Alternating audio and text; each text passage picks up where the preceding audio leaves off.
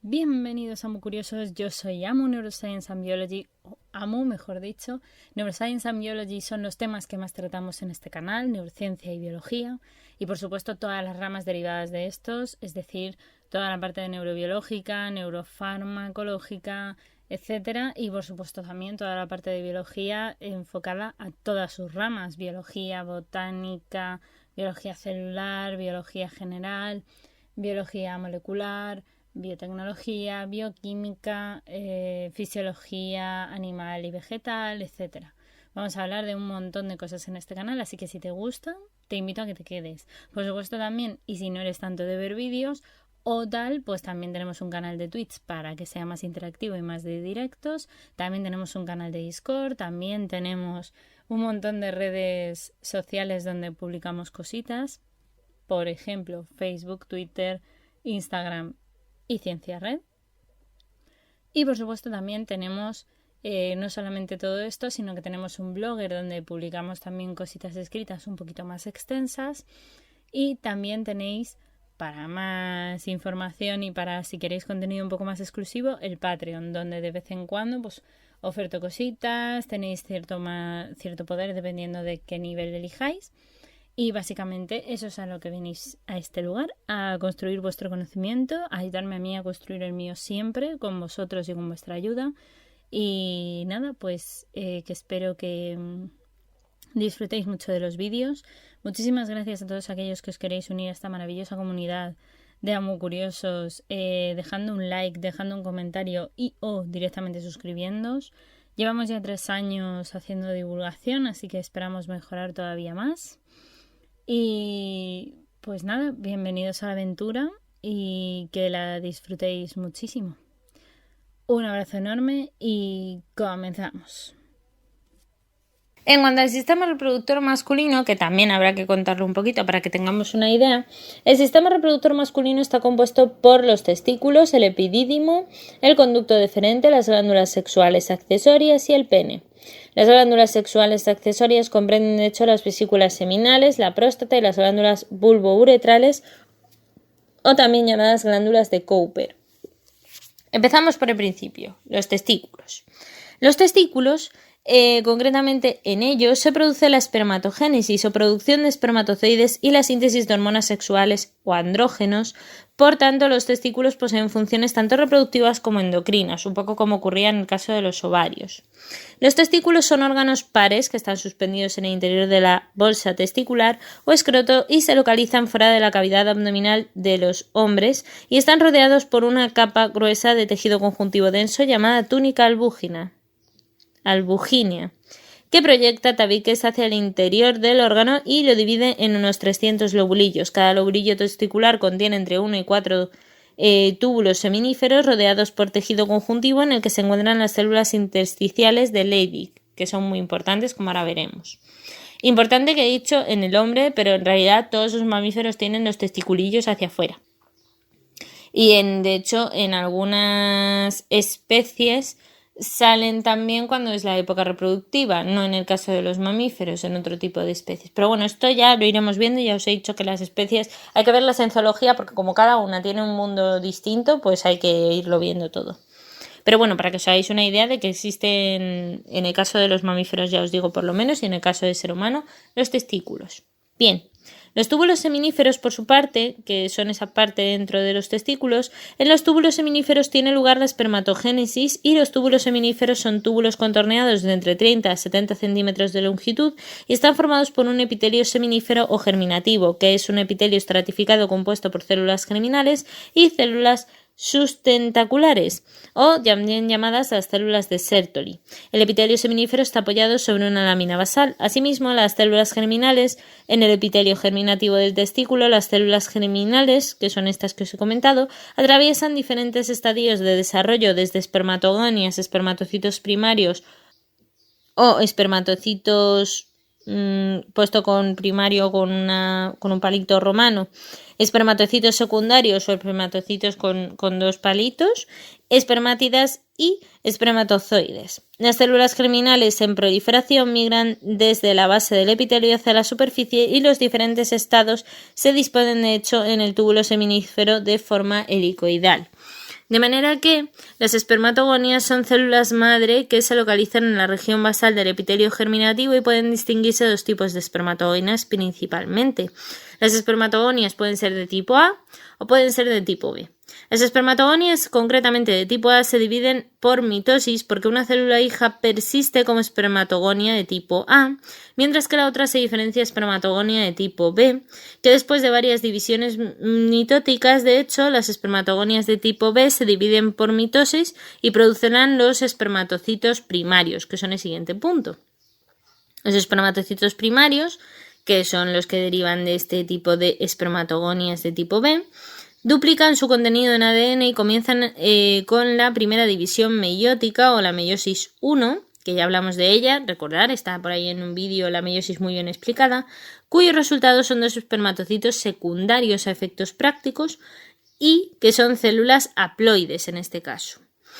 En los espermatocitos secundarios ocurre también la segunda división meiótica, formando al final 2 espermátidas cada uno, por lo que tendremos 4 espermátidas. Las espermátidas ya no se dividen y sufren de hecho un proceso de diferenciación denominado la espermiogénesis, que produce en última instancia los espermatozoides maduros.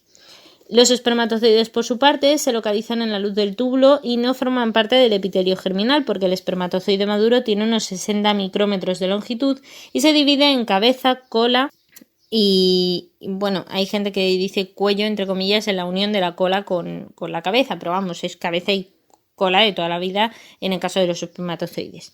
La cabeza concretamente de tamaño tiene unos 5 micrómetros y contiene el núcleo y el acrosoma, que es un lisosoma especializado que proviene del aparato de Golgi y cuyas enzimas son necesarias para atravesar las cubiertas del óvulo.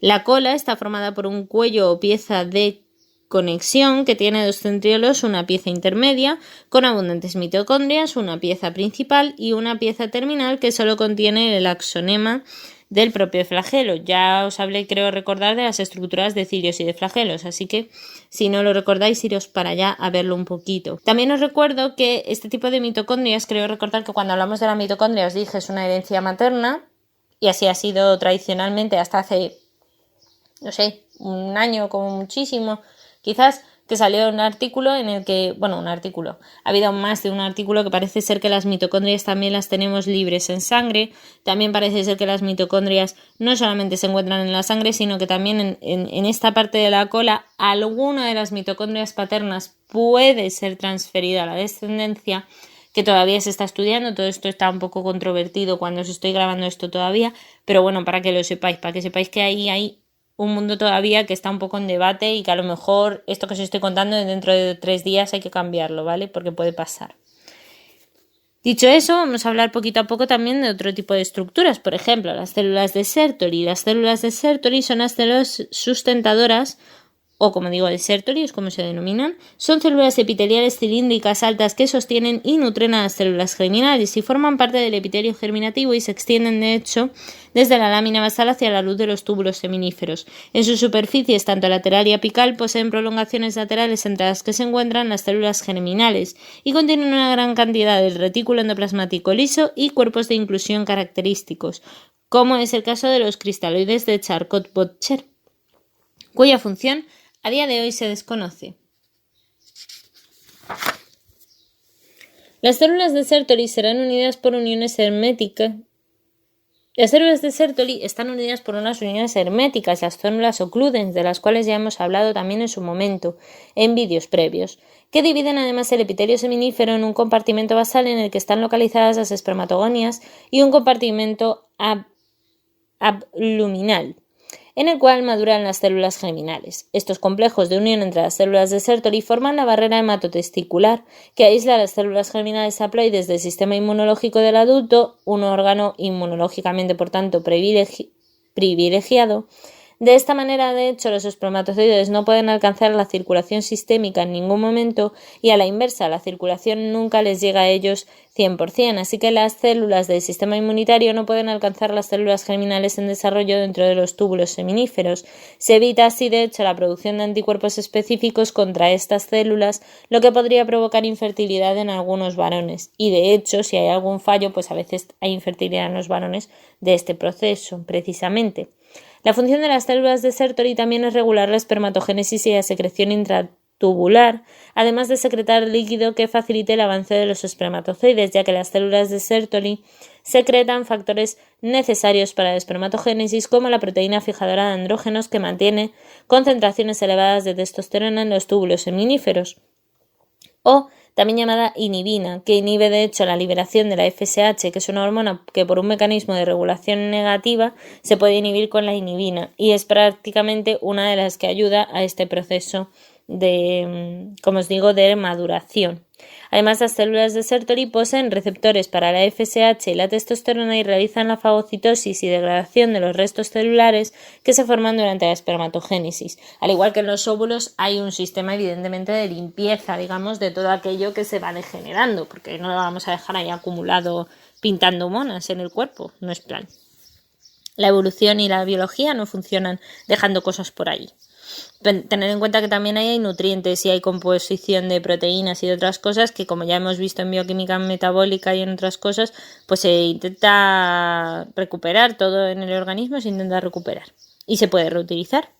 El tejido intersticial testicular en concreto es el tejido conjuntivo ubicado entre los túbulos seminíferos o el tejido intersticial que contiene las llamadas células intersticiales o células de Leydig, además de vasos sanguíneos y linfáticos.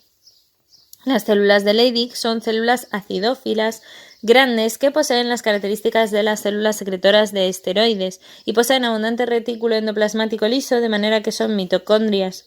Las que se presentan con crestas tubulares son un poquito diferentes e inclusiones lipídicas que producen también la testosterona en grandes cantidades.